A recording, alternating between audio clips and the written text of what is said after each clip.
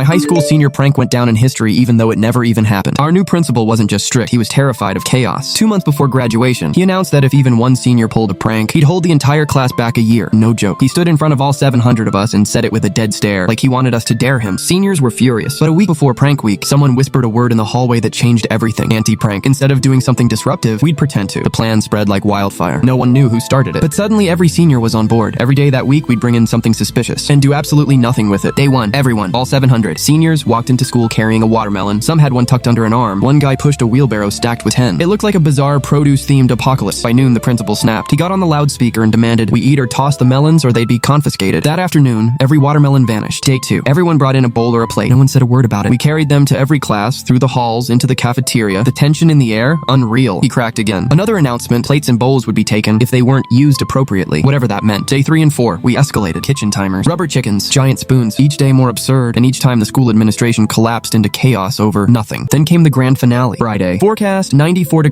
We all walked in carrying a full gallon jug of water. This time he was ready. Before first period even started, he got on the intercom. Water jugs will be confiscated. The teachers went around at lunch, collecting every last bottle. And that was exactly what we wanted. Because 5 minutes after lunch ended, our class mobilized. We flooded Twitter, Instagram, Facebook, anywhere with a hashtag. Photos, videos, fake posts. Principal confiscates student water in 94-degree heat. 700 students banned from drinking water. Are we animals? By 2 p.m., 4 local news crews were outside the school, cameras ready. I watched him peek out from the office, pale as chalk. Then he sprinted to the staff bathroom. I think he puked. His assistant told him the only way to stop the headlines was to make a statement, so he did. He walked out the front doors into a swarm of mics and cameras, trying to explain the anti-prank strategy, but he fumbled, rambled, choked on his own words. And then it happened. Right in the middle of his speech, he pulled out a bottle of water and took a long sip. It was a hot day. Understandable, right? Except someone got the photo. Him holding water, while 700 thirsty students allegedly weren't allowed to have any. The next morning, that photo was on the front page of the local paper. He didn't show up the following Monday. We didn't even get in trouble. We never technically broke any rules. And the prank, it never even happened. But it's still talked about every single year. There's even a framed copy of that newspaper in the journalism classroom now. They say it's because we beat the system. I say it's because we never gave them what they were waiting for. But if you really want to know the real reason it went down in history, well, that's a story I'm not ready to tell just yet.